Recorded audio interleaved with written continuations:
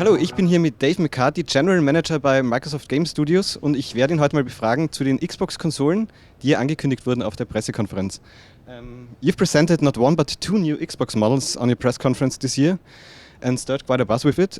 Why did you decide to go all out with both consoles this year?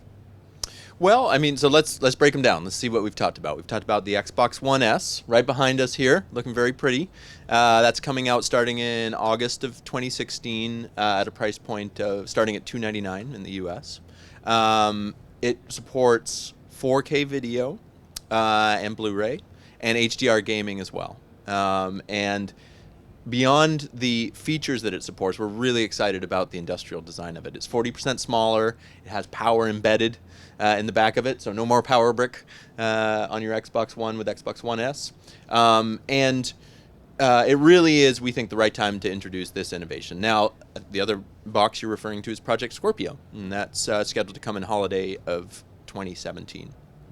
The big step there is 6 teraflops of GPU power, so graphics power, which really allows us to unlock true 4K gaming, similar to what we see actually in the PC space on Windows 10 today. And the reason we've talked about them both, obviously, this Xbox One S is going to be available soon to our customers, but for our developers, we wanted to give them an early heads up on Project Scorpio so that they could prepare for that as well from their perspective.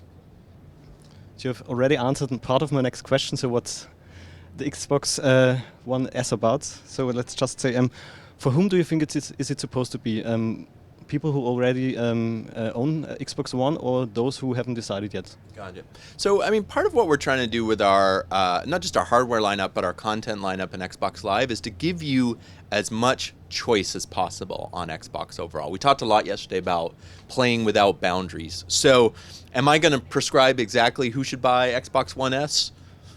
No, but I'll say this. If you are still on Xbox 360 and we have a healthy, vibrant community on Xbox 360, or you haven't joined the Xbox family yet, the capabilities of this device with 4K video and Blu-ray alone, which a 4K Blu-ray player costs more than a lot of them than the $299 this box starts with, right? On top of HDR gaming support, the new wireless controller supporting Bluetooth, which will work across your Windows 10 devices as well. All that value, that's a great time to become an Xbox gamer overall. And do you think will the new model kind of replace the standard Xbox One in the long run? So you're talking about the Xbox One S replacing? Yeah. Well, so the key for us actually is this is a family of devices, and this family of devices is going to go on over time. What we announced yesterday is actually a real change in how you do technical innovation in the hardware space, in that we've made this promise around compatibility. So the games that you buy today or that you already own on your Xbox One, or the games you buy tomorrow, and also our accessories are going to work across that device lineup overall. So we are going to continue to support that family of devices, not just with our compatibility story, but also with features like Xbox Live and all the content we deliver. It'll all work seamlessly across that lineup. Can you give us any information already about the price of the Xbox One Scorpio? We have not discussed price yet on Scorpio. We have some time still to share details on Scorpio, but no, what we wanted to do was expose the specs early to our developers so they could get started of it, and give our customers a glimpse into what's coming in the future as well. You said that all Xbox One games will be compatible with all versions of the console. Is this really so, even when a game really heavily relies on the improved technique of the new model? It is so. All of our games will work across our family of devices. Full stop. All the games. And what about VR games? So we haven't announced anything on VR yet overall. I will say that the 6 teraflops that are part of Project Scorpio will enable those high-fidelity VR solutions, and we will enable VR, but nothing beyond that to announce quite yet. Thanks to Windows 10, Xbox One and PC are growing together more than ever before. Would you mind telling us about the interesting concept and how it benefits from the Xbox One Scorpio? Oh, okay.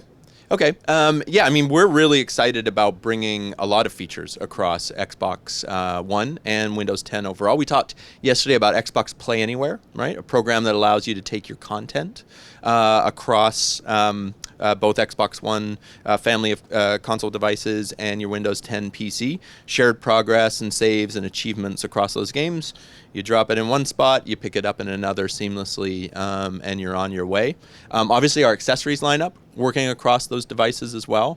And then all of our new Xbox Live features working across that ecosystem. We announced a lot of new ones yesterday, like groups on Xbox Live, looking for group on Xbox Live, arenas. These are things that we think are really going to expand the ecosystem when they work across both consoles and PCs and really increase our social connections over time. Do you think that with both Microsoft and Sony ending the usual 5 to 8 year console circle, this old release schedule is obsolete by now?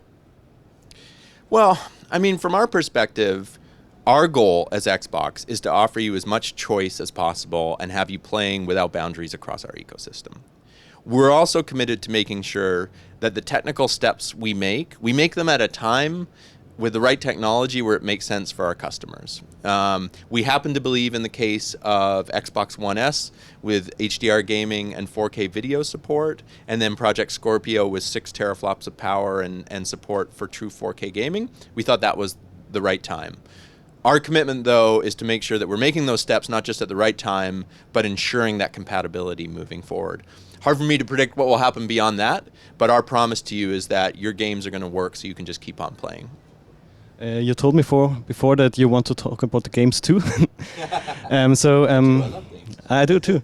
So would you mind telling us about the games coming this year to Xbox One and what do you think about them? What was the idea behind them? Yeah, so I mean, we're really excited about the 2016 lineup. We've got, we talked yesterday about 4 AAA exclusives that are coming in 2016 across both Xbox One and Windows 10. We've got Recore coming. We've got Forza Horizon 3, which we announced yesterday. We've got Gears of War 4, and then we've got Dead Rising 4 as well. So those are all in this calendar year, not to mention some of the awesome ID at Xbox titles that are coming. Inside from Playdead at the end of June. We've got an open beta for We Happy Few, which we showed yesterday in the show. That's actually an Xbox Play Anywhere title, so you can play that across Xbox One and Windows 10 PC. That open beta is in July. We've got Cuphead coming this year and Below.